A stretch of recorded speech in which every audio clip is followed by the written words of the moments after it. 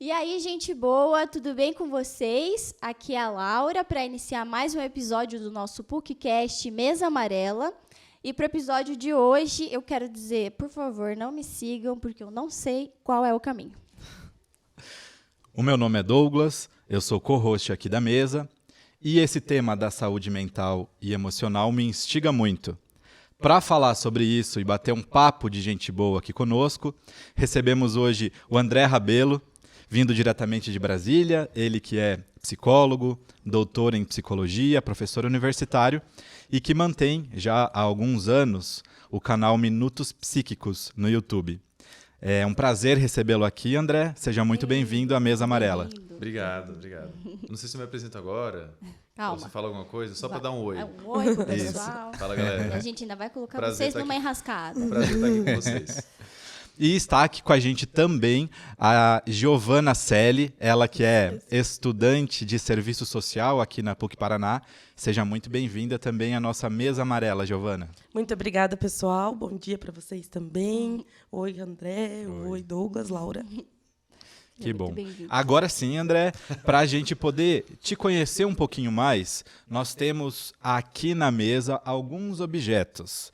Temos uma chave de fenda, temos uma peça de xadrez, um cavalo, temos um pincel, um globo e um hipopótamo de madeira. Eu quero que você escolha um destes objetos que te lembre de alguma história da sua vida que você possa partilhar aqui com a gente para a gente começar a entender quem é o André. Tá fácil. Tá fácil, né? Porque só tem coisas muito óbvias. Então, eu estava pensando em falar, eu olhei esse pincel e pensei, vou falar alguma coisa da minha experiência de docente, né, de professor, mas esse globo é muito mais inspirador, né? Ainda mais que eu tenho os Estados Unidos virado bem para cá, assim, ó.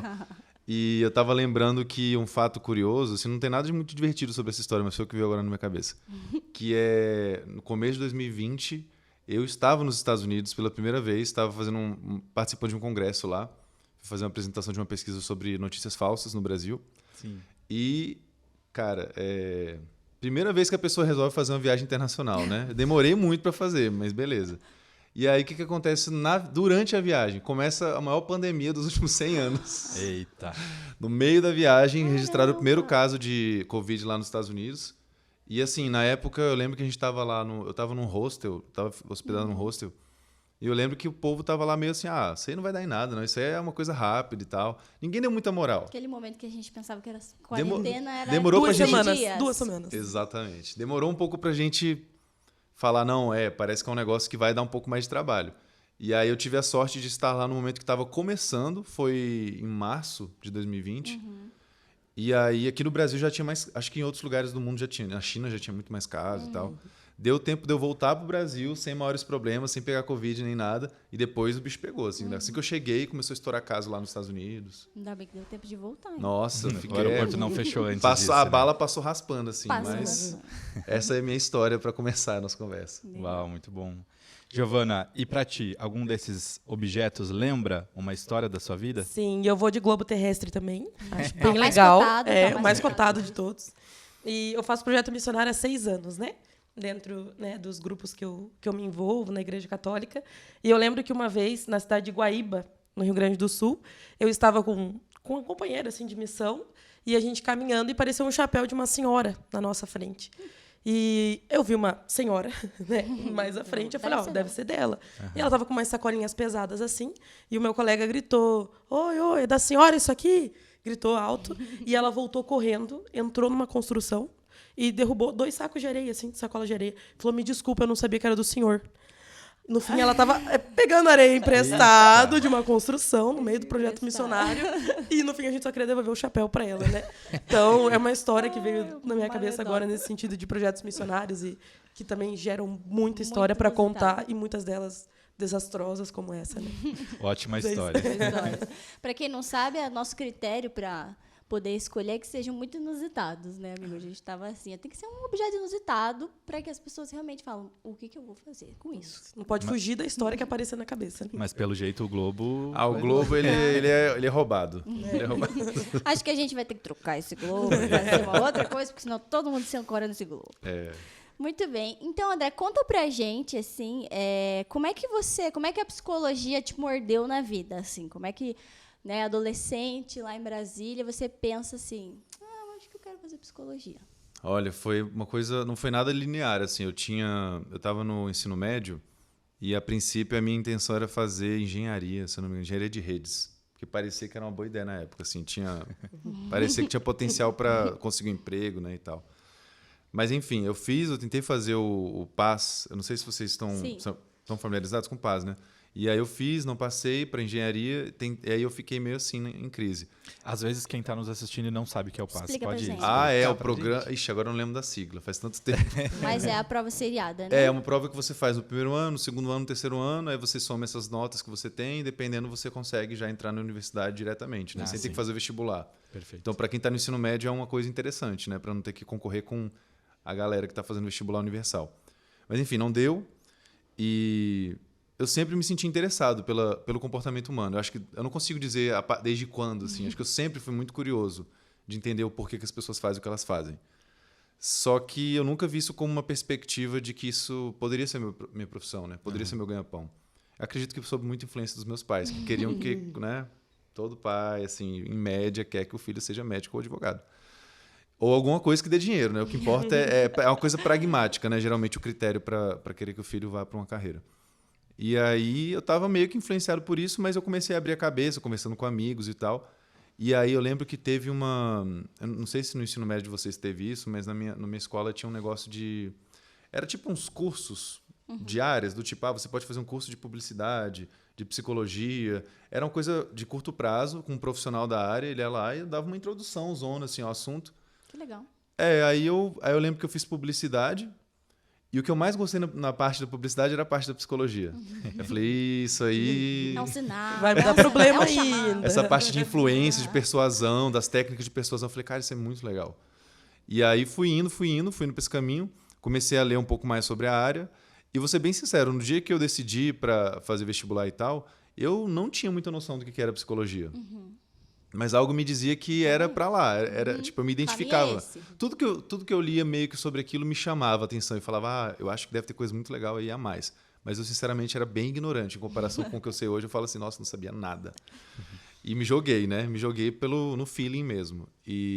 Mas no primeiro semestre eu já entendi o porquê que eu tinha feito aquela escolha. Porque é isso, eu sou muito curioso para entender o porquê que as pessoas fazem o que elas fazem. E acho que a psicologia dá ferramentas para a gente, por mais difícil que seja dar uma resposta para casos individuais, né? A gente consegue entender muito mais o comportamento humano como um todo com a ajuda da ciência. Então, eu fui para esse caminho, comecei a mergulhar. Eu acho que é difícil dizer o momento em que eu fui mordido. Eu acho que, sei lá... Você foi enfeitiçado, acho que quando era... tipo aquele episódio do Pica-Pau, que ele vai vindo, assim. Eu já tive várias... E aí é por aqui, assim, a psicologia. Eu já tive algumas hipóteses. Mundo de Beekman. Não sei se vocês conhecem o Mundo de Beekman. Eu já ouvi falar. Eu amava. Nossa, eu amava. Tinha esses programas que davam essa instigada no pensamento crítico e tal. Eu acho que é daí que vem, mas eu não tenho certeza. Pra ser bem sincero. Mas é mais ou menos por aí. E aí, foi durante a formação que você teve vontade de dar aula depois? Ou como é que daí a vida da docência foi se manifestando? Aí também, cai num certo... É difícil dizer o dia ou o momento que levou a isso. Mas, assim, o que eu realmente comecei a gostar muito rápido foi a pesquisa científica. Eu me identifiquei muito. Eu falei, caramba, o tanto de coisa que a gente consegue aprender usando isso. Não tem limite, sabe, do que você pode aprender com a pesquisa científica. Isso me deixou fascinado. Daí eu comecei a fazer algumas pesquisas, comecei a apresentar trabalho em congresso, comecei a me envolver... Na graduação. Comecei a me envolver com o mundo acadêmico de uma forma mais profunda. Fiz PIBIC, né, iniciação científica. Legal. Fiz 3 PIBICs, comecei a participar de projetos e comecei a ver que isso podia ser minha carreira. Porque o professor faz isso, né? Faz pesquisa. Não é só o que eles fazem, mas é uma parte importante da docência. Então, a minha motivação principal era a pesquisa, para ser bem sincero. Só que, assim, não tem um cargo só de pesquisador, né? Aqui no Brasil, pelo menos, não é muito comum. Fora daqui eu sei que existe. Mas, assim, no Brasil, se você quer ser um pesquisador, você quer ser um professor também, porque é o cargo que vai ter para você. Daí eu comecei a falar, eu tenho que gostar de docência, né? Eu tenho que ir para esse caminho aí. Tenho que gostar. Tenho que... Parece que é por ali que eu vou ter que ir. Aí, nessa mesma época, eu comecei a trabalhar com divulgação científica, muito inspirado por um carinha chamado Carl Sagan, que eu não sei se vocês já ouviram falar, mas é um astrofísico muito famoso no meio da divulgação científica, que inspirou muita gente, inclusive eu. E aí eu comecei a trabalhar com blog. E, cara, blog, em grande parte, é o quê? Produzir conteúdo educativo, né? É você... Ou, assim, claro, no meu caso, né? Porque você pode também falar da sua própria vida, lifestyle. Mas no meu caso eu fazia conteúdos educativos, do tipo, eu falava sobre o que era ciência, eu falava sobre o que era psicologia social e tal. E nisso eu fui tomando gosto. Aí tive algumas experiências de docência, principalmente ali no mestrado. Na própria graduação eu tive alguma coisa próxima disso, que era a monitoria. A monitoria. Isso. Já comecei a gostar, tive feedbacks positivos, falei, cara, talvez eu leve um pouco o jeito para isso. Aí fiz o mestrado, dei disciplinas, no doutorado dei mais disciplinas. E em 2014 eu criei o canal no YouTube, que aí foi tipo a minha experiência não vou é que docência livre. É porque docência é um termo formal, né? Mas de ensino foi a minha experiência mais profunda, né? Porque eu comecei a fazer vídeos e a galera ia lá comentar e eu respondia. Então, tipo, era uma sala de aula gigantesca para o mundo todo. E assim, o que foi essa... em 2014 que você fala, vamos começar... A virada de chave. A virada de chave. Eu tô com essa. Vocês não vão acreditar. Eu teria escolhido a chave ali. Essa é a história que eu devia ter contado no começo. Porque, assim, em 2014 eu estava começando o doutorado. Quem que pensa em fazer um canal no YouTube no começo do doutorado? Pois é, loucura. Não pode, loucura. Diga você. Diga você pra gente. Porque... Não é uma coisa muito recomendável. Eu não recomendo, tá? Não recomendo. Não é o melhor momento. Mas, enfim, eu acho que o que bateu foi o seguinte. Em 2011, 12, 13, né, que os anos antecederam essa criação, teve um certo boom, pelo menos é a minha memória, tá? Eu posso estar super impreciso, mas eu lembro que teve um boom de canais de educação no YouTube, principalmente na gringa. E aí eu comecei a ver esses canais tipo ASAP Science, In a Nutshell, são algumas referências muito importantes assim, que eu vi e falava, caraca, eu quero fazer um negócio assim, porque eu acho fantástico você poder ensinar as pessoas de uma forma acessível usando esses recursos visuais.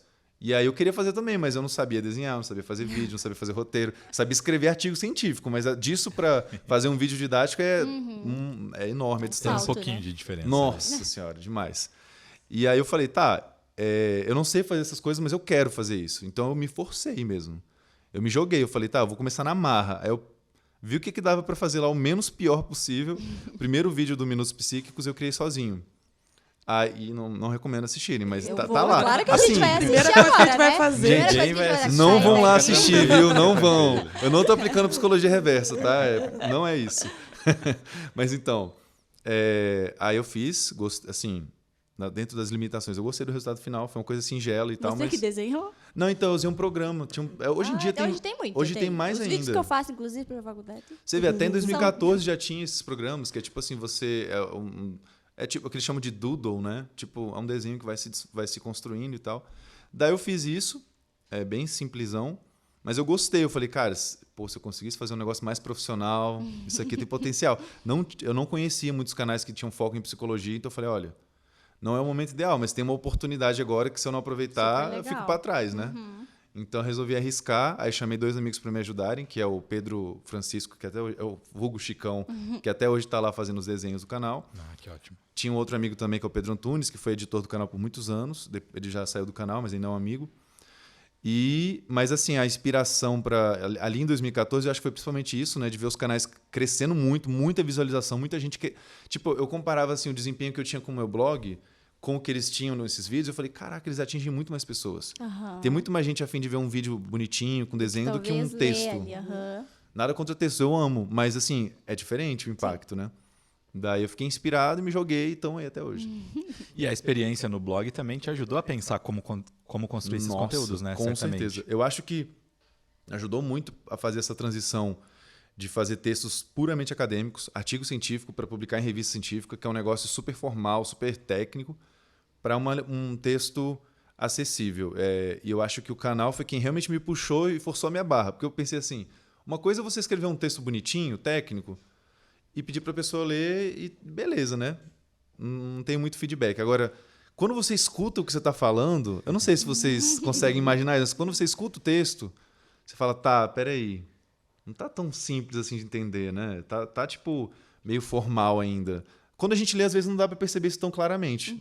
Até hoje eu tenho... É um desafio semanal, inclusive, fazer roteiro. Porque você escreve, você pensa, parece que tá legal isso aqui. Tá você sim. fala... Fala aí. Não, isso aqui tá meio truncado, eu tenho que simplificar. E aí, quando eu comecei a fazer vídeo, eu senti que eu comecei a desenvolver essa sensibilidade para a linguagem. Foi muito decisivo, eu acho, para o sucesso do canal. Pelo menos o feedback que eu geralmente recebo, que as pessoas falam assim, olha, o que eu mais gosto é que não importa do que você fale, eu consigo entender e eu sinto que essas coisas entram para minha vida depois. Impactam como eu vejo o dia a dia, que é o que eu queria, que é o que todo divulgador científico quer, né? Eu já vou perguntar mais uma questão sobre esse começo do canal lá, mas queria saber da Giovana, assim, como é que você vê essa aproximação entre a psicologia e a sua área de formação, né, que é o serviço social? Você visualiza pontes entre essas áreas? Sim, super.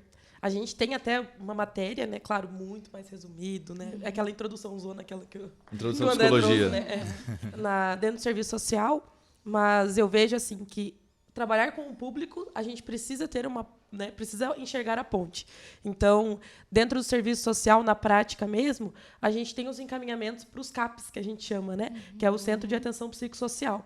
Então, a gente conseguir perceber a necessidade, né, da pessoa de ser encaminhada ou tentar, a um certo ponto, ali, distinguir o que é realmente uma necessidade básica, material, e o que é uma necessidade de atendimento mais específico, isso precisa ser base para o assistente social, né? Então, eu vejo isso na graduação, vejo com os alunos e vejo também na atuação do assistente social.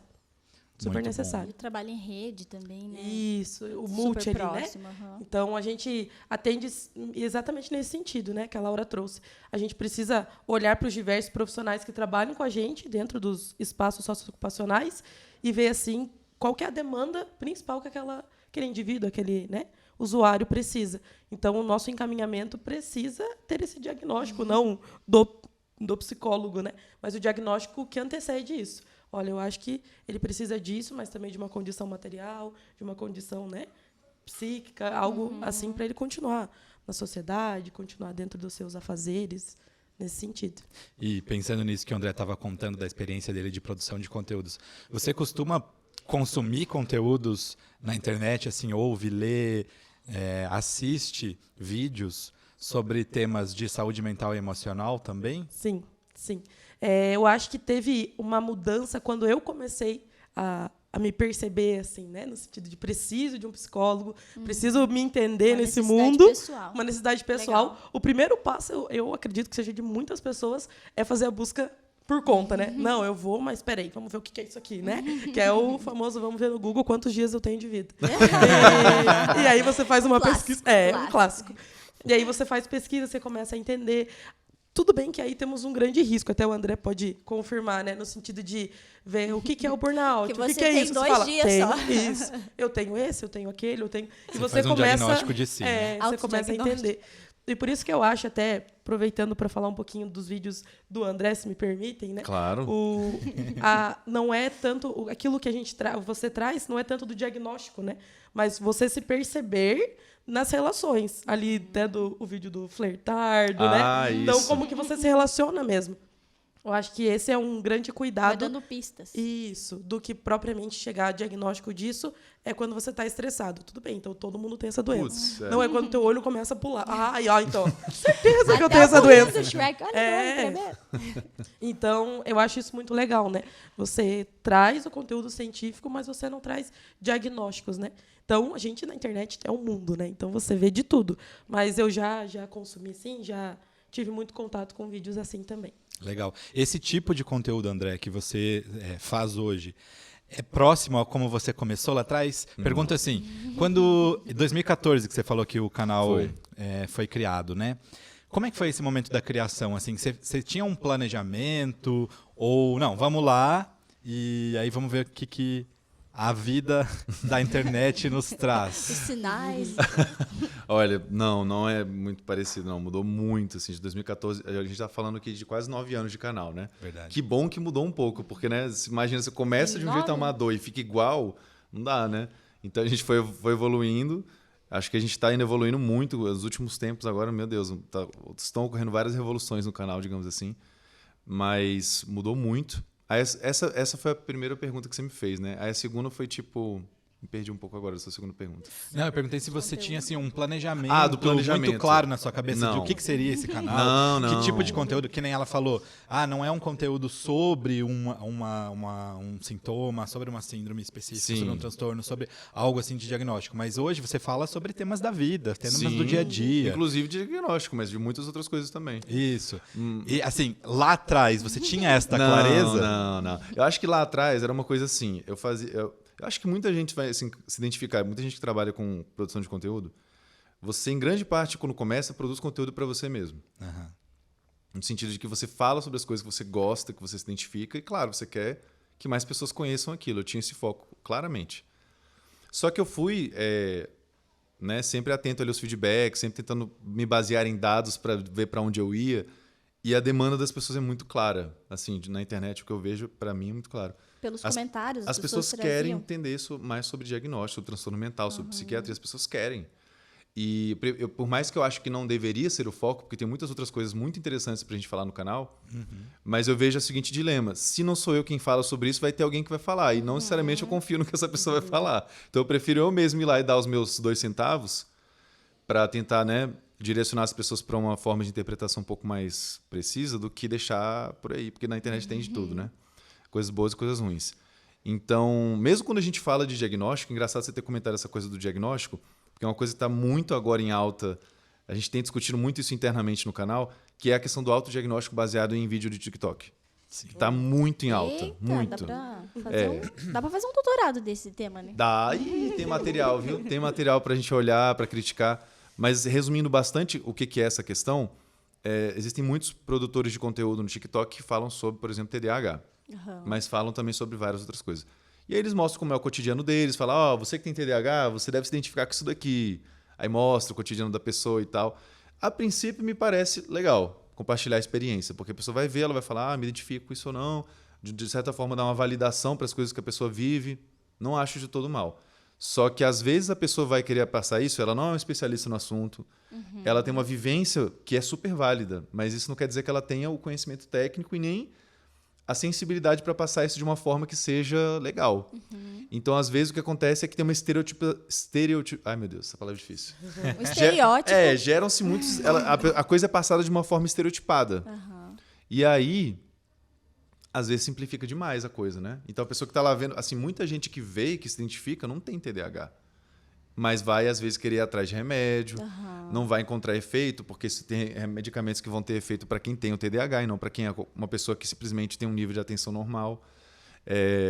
Tem outras questões mais complicadas aí no TikTok fora do Brasil, porque tem umas discussões sobre empresas que estão oferecendo serviço de diagnóstico. A pessoa chega até o serviço pelo TikTok, é diagnosticada em pouquíssimo tempo, o que já é uma coisa bastante questionável. É um e aí já recebe também receita, já tem uma empresa pronta para vender, fácil, chega rápido na casa da pessoa. Então está tendo uma certa... mercantilização. Exato. Isso aí é bem preocupante. Então, eu fico meio preocupado. Agora, sim, o que a gente tenta fazer? Né? Quando a gente vai lá e fala de TDAH, por exemplo, tem 2 vídeos no nosso canal sobre TDAH. TDAH geral e TDAH para adultos, que é uma coisa mais específica.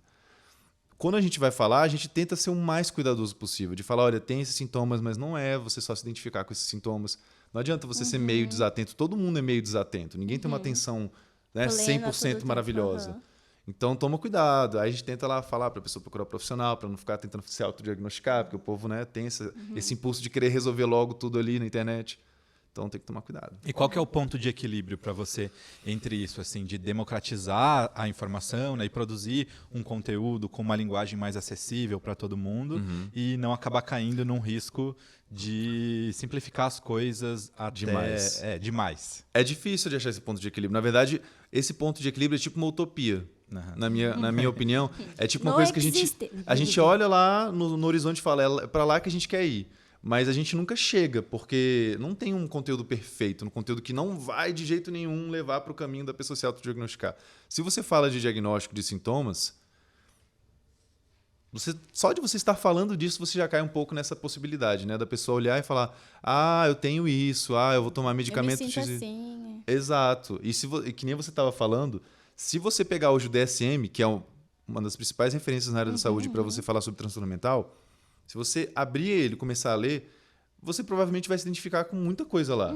Porque são sintomas que descrevem experiências humanas, que várias pessoas já tiveram ao longo da história. Mas você ter vivido aquilo em algum momento, você está vivendo aquilo de alguma forma hoje, não quer dizer que você tem um transtorno. De todas as pessoas que se identificam com sintomas, é uma proporção bem menor que tem, de fato, no momento que está vivenciando esse transtorno. E a importância da avaliação, né? Exato. Que não é só, tem isso, tem... Não é uma lista, assim, ó, que você preenche. Não é um checklist, não é.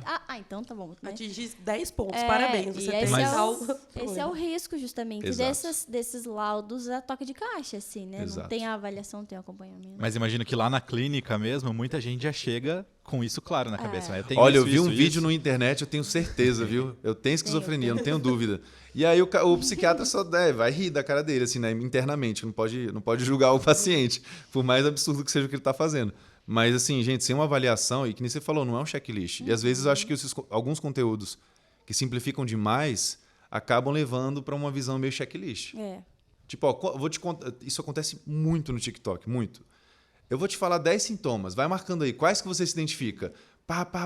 Tudo sintoma genérico, que a maioria das pessoas vai se identificar. Abaixa o dedo para qual sintoma você tem. É isso, você está acostumado, né? Então, exato, aí você vai... Olha, se você fez abaixou tantos dedos, acho que você tem TDAH. Não é assim, gente, é muito mais complicado. Se você não leva em conta o contexto dessa pessoa, a condição socioeconômica, a cultura dela, até a sua orientação religiosa, enfim, tem tantas coisas que podem estar por detrás disso, que essa pegada muito pragmática, assim, de vamos olhar um checklist aqui e tal, pronto, acaba desprezando e às vezes direciona a pessoa para coisas que não são legais, né? Tipo, usar medicamento que não vai ter efeito, gastar dinheiro com isso, né? Ou até mesmo para outros caminhos piores ainda, né? Tratamentos questionáveis. Tem coaches que oferecem serviços que são muito complicados aí, que não são aprovados, que não são testados cientificamente. Então a coisa é complicada na internet. Mas estamos aí tentando trazer um pouquinho de ciência e torcendo para que as pessoas queiram ouvir a gente. Legal. Eu acho que assim, sempre a gente precisa procurar um profissional para nos ajudar nisso, assim, né? Mesmo que a pessoa se identifique com todos esses sintomas, né? Sim. Por favor, gente, procurem um profissional para ajudar vocês. E pensando agora, passando um pouquinho do conteúdo que é produzido no canal e tal, para a gente falar um pouco sobre saúde mental, assim, que eu acho que é um tema que está em voga, assim, a gente tem falado muito sobre isso. Mas a pergunta que eu queria trazer é, a gente tem falado sobre isso e a gente tem cuidado de fato, na opinião de vocês, a gente tem cuidado de fato dela, ou a gente tem falado e aí procurado só na internet, ou a gente tem, enfim, deixado isso num lugar mais solto, assim, é minha saúde mental e tal, ou a gente realmente tem procurado ajuda, tem se cuidado, assim. Quer comentar primeiro? Posso comentar. Eu sou educadora, estou como educadora social hoje, né? Atuando. Legal. E eu trabalho com adolescentes. Então, eu vejo dois mundos, assim. Dentro da graduação, acho que pelas condições materiais mesmo dos jovens, dos alunos, né? Estando aqui na PUC, há um acesso maior. Então, assim, estou me percebendo, comento com os meus amigos, mas busco ajuda. Tenho aqui o próprio PUC oferece, né? Nesse sentido, o CEAP. Então, eu vejo que isso acontece, esse movimento. Já dentro do instituto onde eu trabalho, tendo os adolescentes, a maioria de periferia, eu vejo já aquilo que já é, como que eu posso dizer, a fase posterior. Então, não é falado, mas daí eu já começo a perceber as marcas no corpo, né? Então, as tentativas de suicídio. Isso a família mesmo traz para a gente. O próprio jovem comenta sobre isso. A brincadeira sobre depressão, assim, aquele lá é depressivo, aquele lá é, sabe? Então, eu vejo a tratativa e a falta de acesso muito mais escancarada. Então, eu vejo que há dois movimentos hoje na minha realidade, né? Onde um com mais acesso. Um com mais acesso e um com menos acesso. Então, acredito que a gente fale muito, mas talvez... Alguns acessem, outros não acessem. Né? Então, mesmo tendo aquilo que a gente já falava antes, né? O acesso gratuito mesmo, a informação não chega muitas vezes.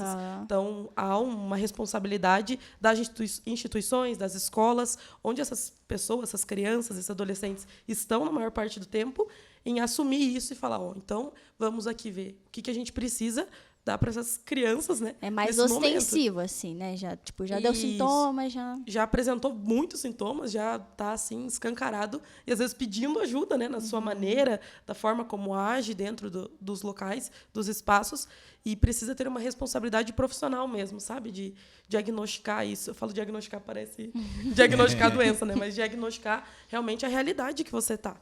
Então, a minha realidade hoje é essa. A gente fala, mas nem todos têm acesso. Entendi. A palavra diagnóstico ela já tem um significado bem carregado, né, nesse sentido. Mas, na verdade, se você for olhar assim, de forma bem formal, diagnóstico é uma conclusão que você vai chegar sobre certa pessoa, certo contexto, né? Então, você pode usar essa palavra para se referir a qualquer situação, não só a transtornos mentais. Mas o que eu ia comentar, eu estava ouvindo você falando, e realmente, assim, tem alguns dados mais gerais, né? Mas eu queria falar um pouco do geral, um pouco do específico. O geral de maneira... As pessoas não... Principalmente no Brasil, as pessoas têm uma tendência a não valorizar tanto a importância de questões ligadas à saúde mental e de procurar ajuda. Esse é o padrão geral. Desde que a pandemia começou, tem alguns dados já sugerindo que houve um aumento muito grande de procura por profissionais da saúde mental ou de áreas correlatas, né? Mas sempre para lidar de alguma forma com dificuldades psicológicas trazidas pelo momento da pandemia. E aí tá, então tem esses padrões aí.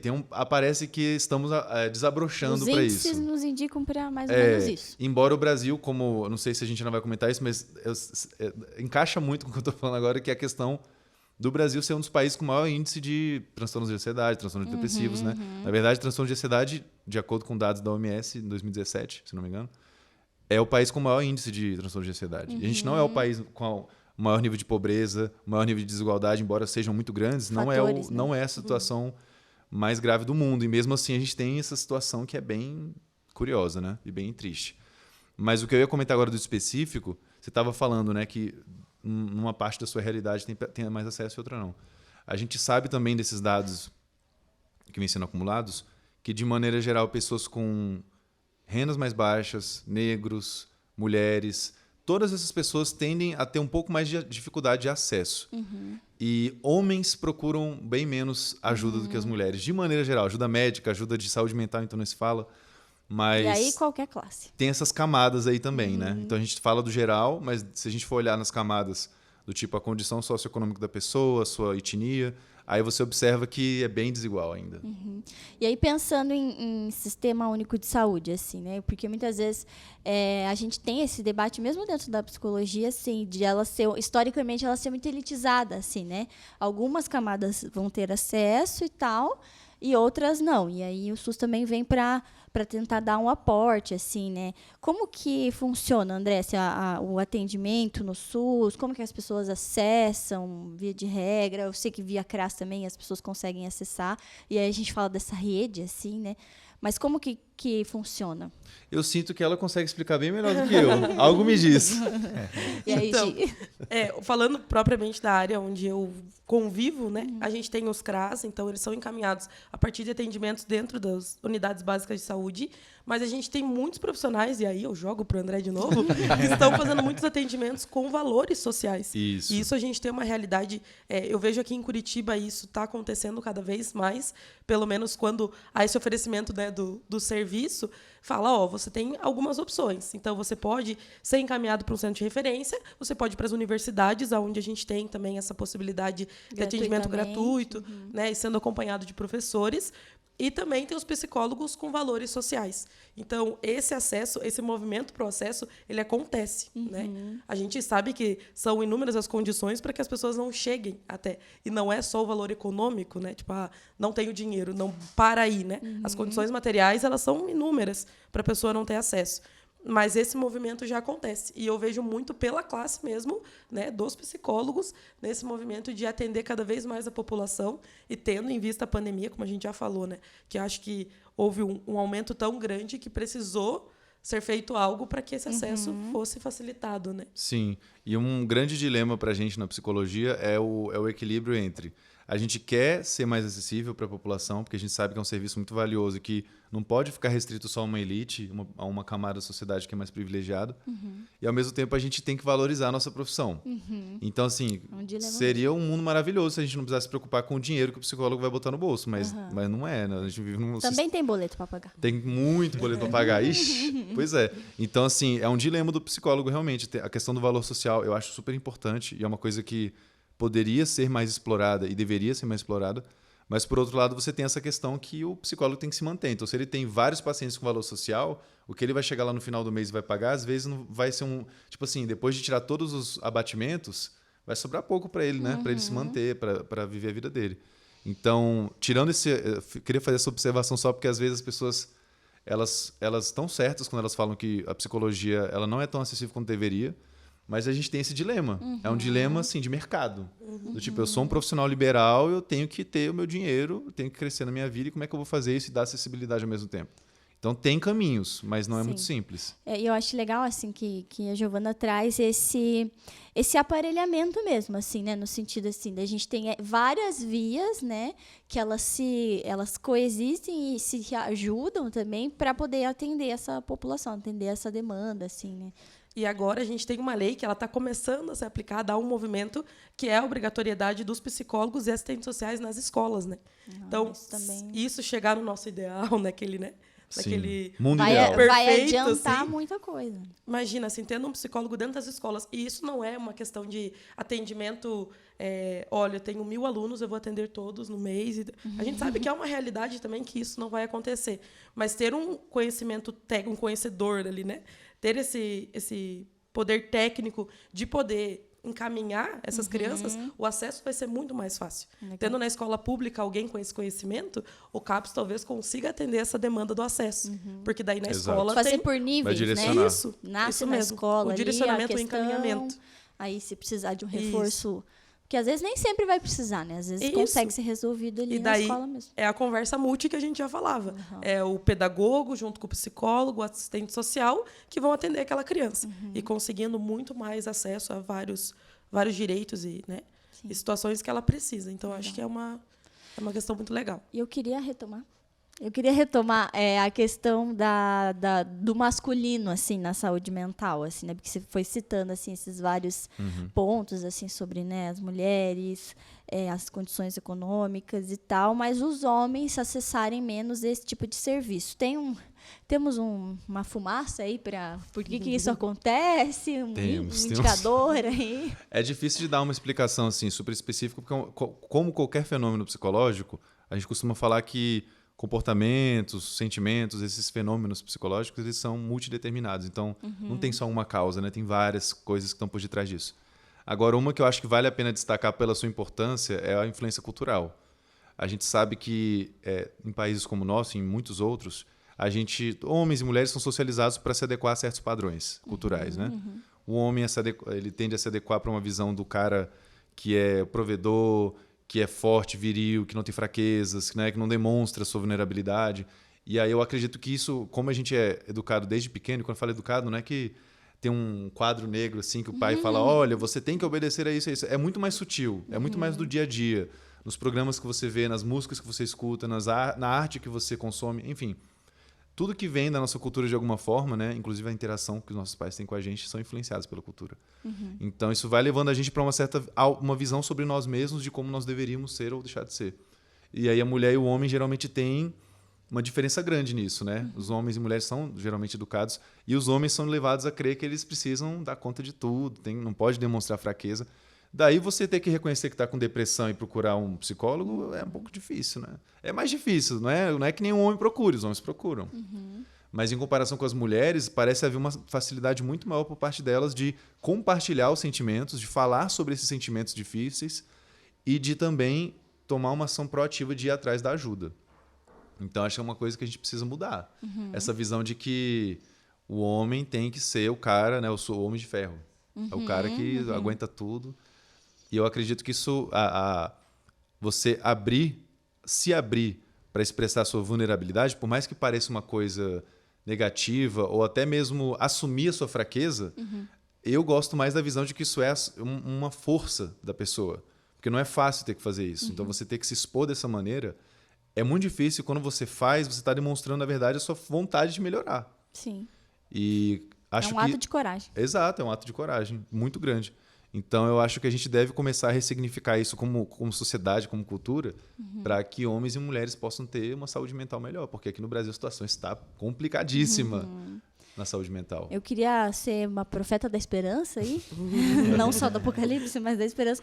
Porque quando eu entrei na universidade para estudar psicologia, eu tinha a impressão que a minha sala seria composta só de mulheres, assim, porque alguns cursos a gente vê muito isso, padrão, assim, né? Um padrão. Serviço no curso social. de serviço social é esse padrão. E na turma da manhã eu já escutei que tem menos meninos, assim, mas na minha turma é uma turma muito mista, inclusive de meninos mais jovens, assim, que saíram do ensino médio e entraram, e, né, rapazes mais velhos. Então, assim, eu tenho essa esperança, assim, eu falo, acho que vai funcionar, assim, talvez leve bastante tempo, né? Acho que as coisas têm melhorado muito, melhorado, né? né? As pessoas, nesse quesito, as coisas têm melhorado. Mas, ao mesmo tempo, a gente vê outras coisas, a gente ouve notícias de casos de violência, não sei o que, a gente fica assim meio perplexo, né? Mas a impressão que eu tenho é que tem melhorado e que os homens estão se interessando mais pela psicologia, pela saúde mental. Um dado interessante, a maior parte da nossa audiência no Minutos Psíquicos é de homens. Olha só. Mas Mas talvez tenha não sei, né? Tô levantando hipóteses aqui. Viés. Que também seja porque você é homem falando de psicologia, Será que pode ser, né? se o Minutos Psíquicos fosse conduzido por uma mulher, será que seria assim? Vamos fazer. Acredito que não. Eu vou criar um canal. A gente E conversa aí a daqui a gente 8 faz anos. um teste. Daqui a 8 anos a gente faz um teste. Mas assim, Horas psíquicas. Agora você pode dizer? eu acho que tem uma influência, sim, com certeza.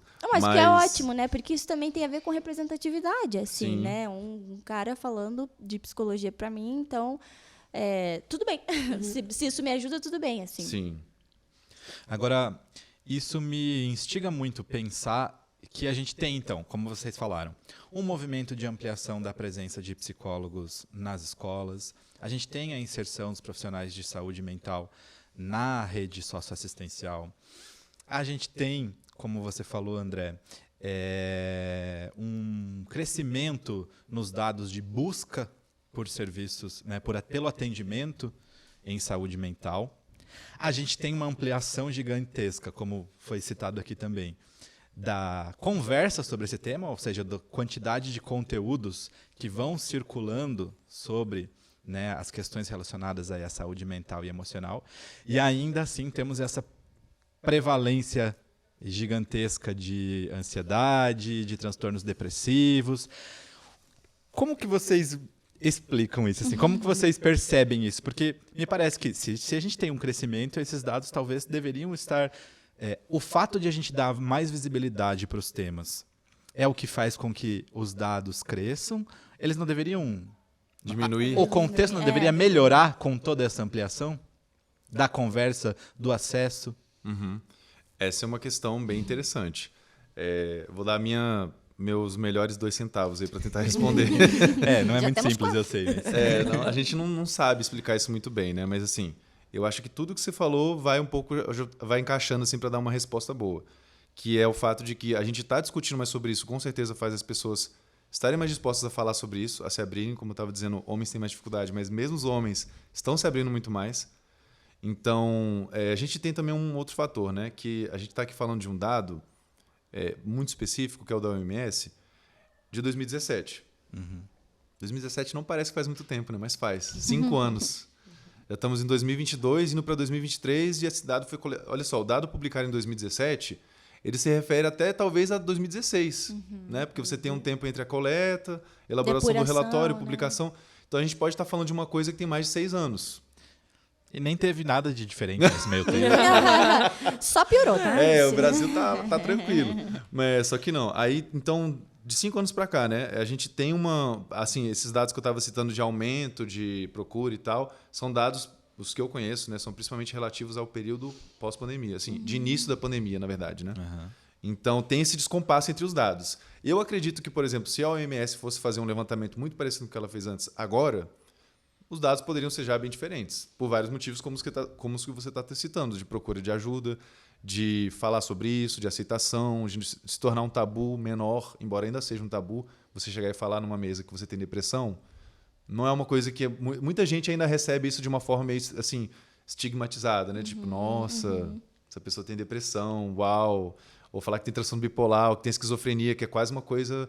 assim, meio mitológica, né? As pessoas elas acham que é uma coisa totalmente fora da realidade. Mas aqui eu acho que é interessante, só fazendo um parênteses, que tem alguns transtornos que são mais palatáveis do que outros. Assim, né? A pessoa certeza. falar que tem depressão, a gente acolhe. Agora, a pessoa falar que tem bipolaridade ou esquizofrenia, Nossa, esquizofrenia vai chocar. Assim. A pessoa já fica meio apreensiva às vezes, né? Quem é você? O que você vai fazer? Do tipo, tem muito estereótipo sobre isso mesmo.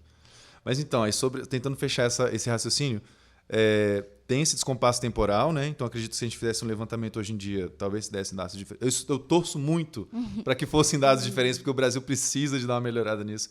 Mas, assim, pandemia, crise econômica, crise política, eu acredito que talvez esteja pior.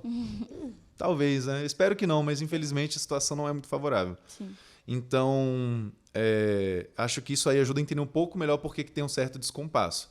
E quero acreditar que daqui para frente a gente consiga melhorar essa coerência entre os dados aí. Talvez com o aumento por procura de serviços aumentando mais ainda, e a gente fazendo levantamentos desse tipo sobre a saúde mental, averiguando que isso está impactando, porque eu acredito que vai existir esse dado, né? Não sei quanto que a gente vai chegar nele, mas a gente está fazendo tudo para chegar lá.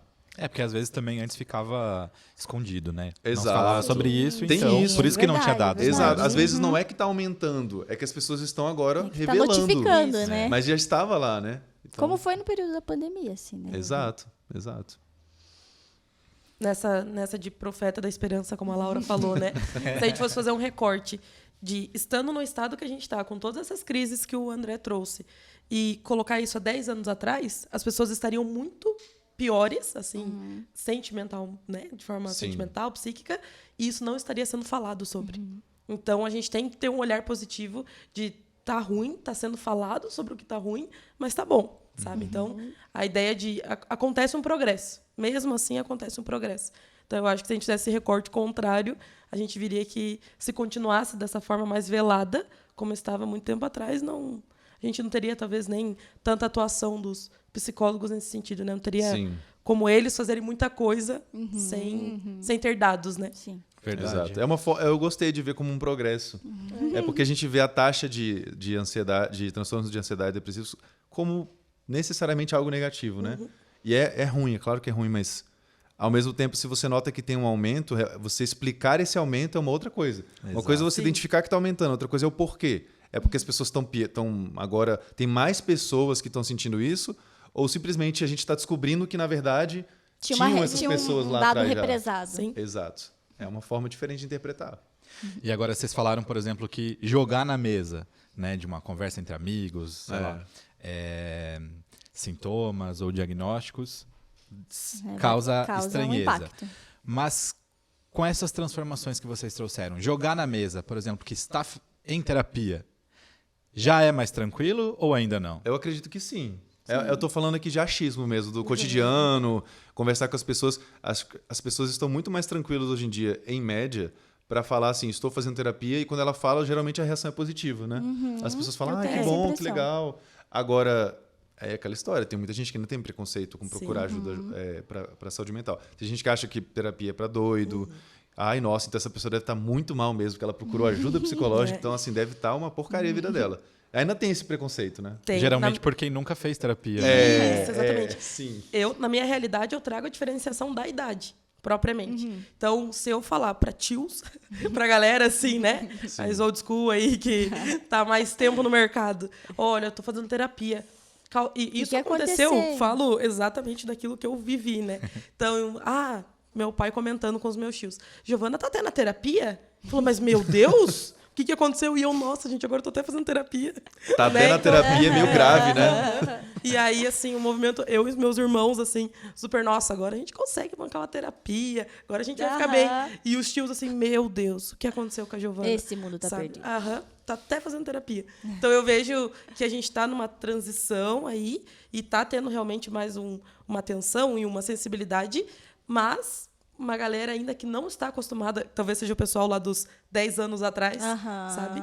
Ainda mantém a mesma mente, a mesma ideia de que não, é para doido sim. Então, você está indo na terapia porque está muito ruim o negócio. Né? Então, eu acho que tem essa diferenciação, vejo muito na idade, hoje, assim. Você estava falando isso, eu me lembrei de um exemplo do mundo real, assim, de um tio. É uma pessoa muito vivida que tá mais tempo no mercado. Que tá mais tempo no mercado é ótimo, né? Eufemismo puro.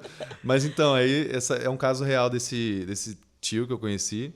E aí ele estava comentando essa transição dele, né? Que foi a transição de alguém que tinha essa visão bem preconceituosa, do tipo, olha, terapia, realmente vou te falar, viu? Porque a pessoa tá no fundo do poço. ele foi disso, né? Mas foi muito, muito aconselhado, muito incentivado pelas filhas, pela parceira romântica. Eventualmente, ele falou, tá bom, vou lá. Vou fazer. E foi com o mínimo de mente aberta. Porque ele falou assim, já que eu vou, então eu vou dar uma chance. Tenho que pagar pra ir? Tem gente que vai e não vai assim, né? Contrariado, e aí geralmente não dá certo. E aí a pessoa culpa o psicólogo e, na verdade, a culpa era dela. Acontece também. Mas, enfim, aí ele foi com a mente minimamente aberta e se surpreendeu muito, porque ele achava que era uma coisa e era outra. Ele achava que ia chegar lá e ia escutar os conselhos para, faz isso, faz aquilo, não sei o quê. Chegou lá, o psicólogo deu uma localizada pedala nele. mental ali nele, né? Falou, chacoalhão. Você localiza. Chacoalhada sem mover um dedo, né? Só com as palavras. E ele falou, eita, isso aqui na verdade é interessante. Continuou indo e isso trouxe mudanças na visão dele sobre gênero, sobre trabalho, legal. sobre... Sim, trouxe várias mudanças da perspectiva dele. Então...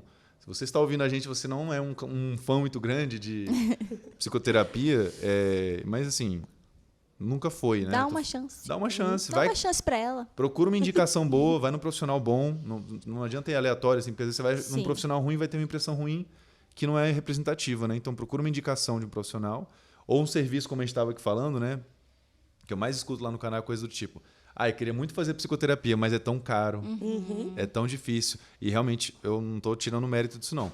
Mas a gente tem hoje possibilidades de acessibilidade muito mais interessantes, né? A gente está aqui falando do SUS como uma possibilidade. A gente tem também, só para dar alguns exemplos, às vezes as pessoas não têm nem noção, né? Que tem muito mais possibilidade de elas acessarem do que elas imaginam. Então, você tem também universidades, geralmente, faculdades particulares. Muitas delas têm clínicas e escolas, que são lugares onde, por exemplo... Quem está fazendo psicologia, quem está se formando, geralmente passa por um período de estágio e aí essa pessoa vai trabalhar lá, vai frequentar e vai atender a comunidade sob a orientação de um profissional. Então, são, digamos que, psicólogos em treinamento. Mas já são... Assim, eu não vejo muito essa transição do... Não sou psicólogo. Peguei o canudo, me transformei. Não, o psicólogo em formação, ele já está se transformando continuamente ali, né, de forma gradual, no psicólogo que vai ter o canudo. Então...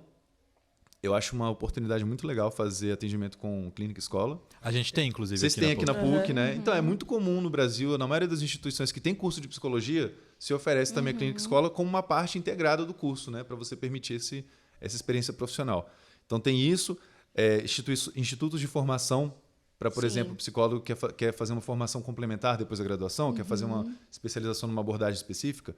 Muitas delas também oferecem atendimento a preço social.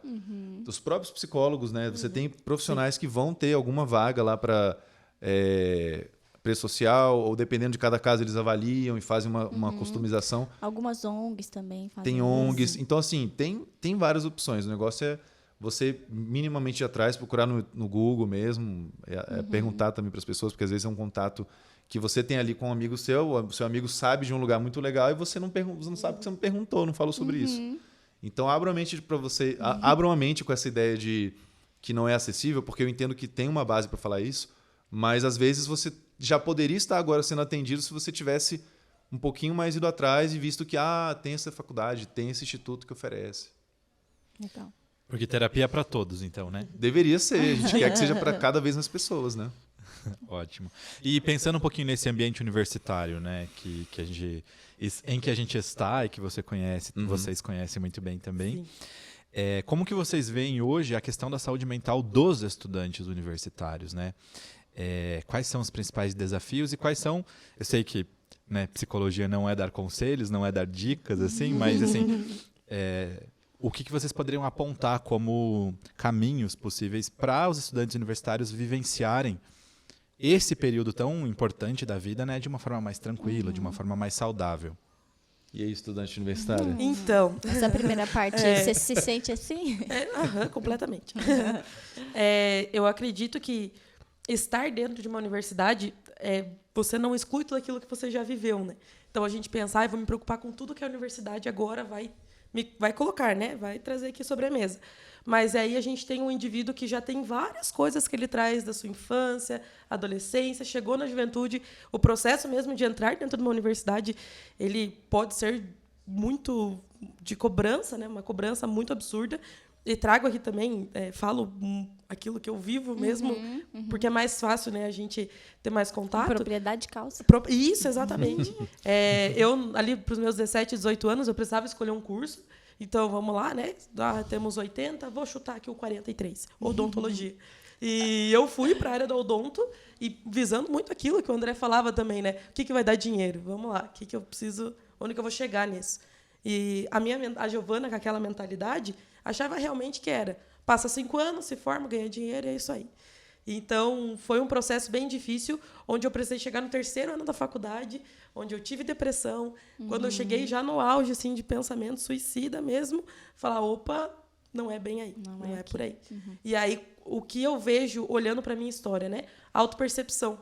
Então, a gente vai ouvindo, né, dos outros faculdades, é assim mesmo, você tem que sofrer muito, você tem que chorar muito. É assim mesmo, né? Porque uma naturalização, né? Isso. Do sofrimento. Se você não está chorando, você está fazendo errado, né? Você não está estudando. Isso, a gente brinca com isso, mas como isso impacta? E a gente toma isso como uma verdade. Então, foi um sofrimento grande até eu perceber. Poxa, mas eu me construí dentro, sabe? Falava ali dos projetos missionários, né? Sempre com essa questão social muito forte em mim, os projetos, estar, né, nas comunidades, atuando. E por que eu nunca olhei para isso quando eu fui escolher minha profissão? Falta de autopercepção mesmo. Então, eu vejo que esse ambiente universitário, ele é formado por pessoas que já carregam muitas coisas de suas vidas, e aqui há uma exigência, né? Uma pressão onde pode sair muita coisa boa, você se colocar, né, inteiramente para estudar, para fazer suas referências, seus PIBICs, né?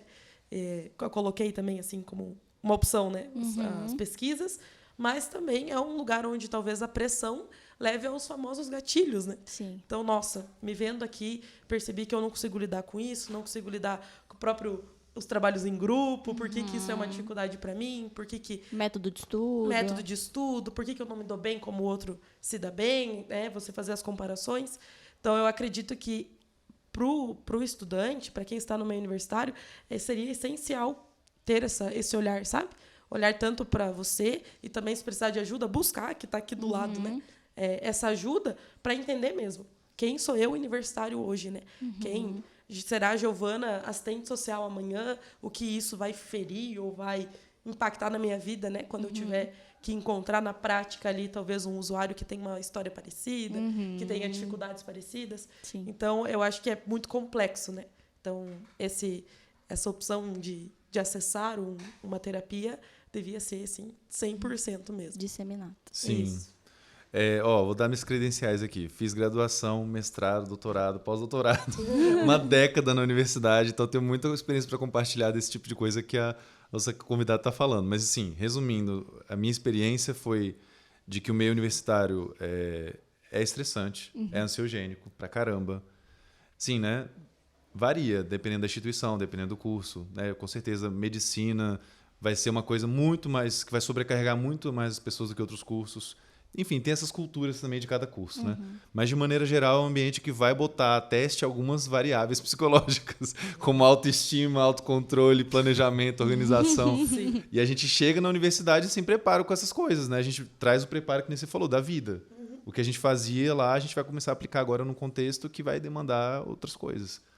Então, é muito comum ter essas dificuldades de adaptação, principalmente nesse começo do curso, mas, assim, para ser bem sincero, eu, por exemplo, me considero uma pessoa muito desorganizada até hoje. Fiz tudo isso aí que eu falei, mas foi aos trancos e barrancos. Não consegui... Assim, espontaneamente não surgiu a organização, não. Foi na marra.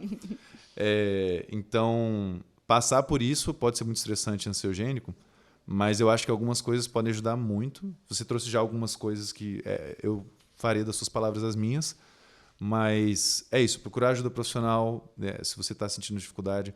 Conversar com seus colegas é uma coisa que eu acho que ajuda muito. Esse apoio social. A rede de apoio, né? Você tem uma rede de apoio nas pessoas, não só das pessoas que são do seu curso. Isso ajuda também, mas não precisa ser necessariamente pessoas do seu curso.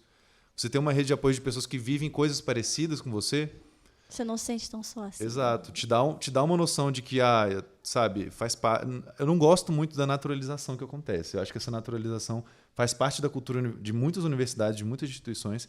E a gente deveria se esforçar mais para mudar um pouco isso. Diminuir um pouco essa pressão. Muita disciplina, por muitos semestres. Tem várias questões aí que a gente poderia rever e que talvez tivesse um impacto muito positivo na saúde mental dos estudantes. Mas esse é um outro assunto mais complexo. É mudar como as coisas são feitas. É um papo para uma próxima mesa. Exato. Mas assim, dado que as coisas são assim hoje, que não vão mudar muito rápido, então o que dá para a gente fazer no nível mais individual mesmo são esses cuidados com o profissional, e o que eu acho que para mim fez muita diferença foi essa parte do apoio social. Isso pode vir da sua família, pode vir dos seus amigos, pode vir das pessoas que fazem o curso com você, e essa é uma fonte que eu recomendaria muito para quem está ouvindo a gente, né, e está nesse contexto universitário, procurar se aproximar. E a gente sabe que não é necessariamente muito simples se aproximar das pessoas nesse contexto, porque às vezes a amizade não flui muito naturalmente, né? Acontece, algumas pessoas têm mais dificuldade do que outros de socializar. E aí, se o seu caso for de uma pessoa que tem dificuldade de socializar, o Minutos Psíquicos está aqui para te ajudar. Chegou a hora do jabá. A hora do jabá. Vai lá no Minutos Psíquicos, tem vídeo sobre como desenvolver conversas melhores, mais interessantes.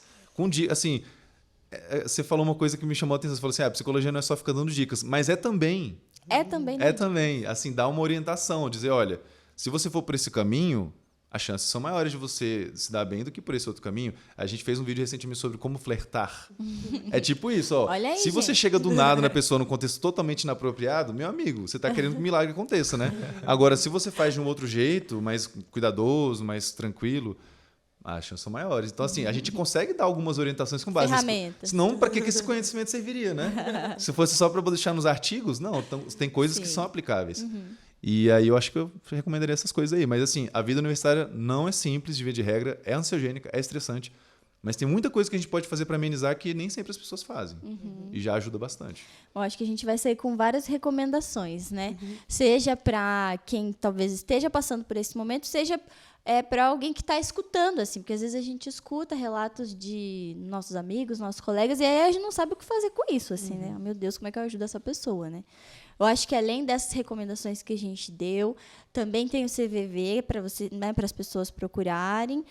A gente vai deixar na descrição do vídeo também o telefone deles e tal, que eu acho que isso também é legal. Tem o perfil do Instagram também, que eles publicam conteúdo sobre isso. Ah, que ótimo. Então, aí para as pessoas também procurarem não só ajuda para si, mas também saber o que dizer quando alguém procurar, né, e poder fazer essa rede de apoio. Mas, para mim, eu acho que a rede de apoio ela é muito potente, assim, para ajudar a procurar ajuda, né, para também se suportar, enfim. E até mesmo para coisas mais práticas, né?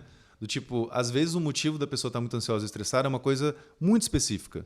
O trabalho X, a prova tal, o TCC. Meu Deus, TCC, gente, é o pesadelo, né? Da pessoa que está fazendo graduação. E aí, às vezes, o teu amigo que vai ter essa demanda também vai te ajudar de uma forma muito... Assim, às vezes a gente nem precisa ir muito fundo na mente da pessoa para ajudar. Às vezes é uma coisa assim, olha... Muito prático. A pessoa está tão ansiosa, às vezes, que a racionalidade pode começar a decair, digamos, né, temporariamente.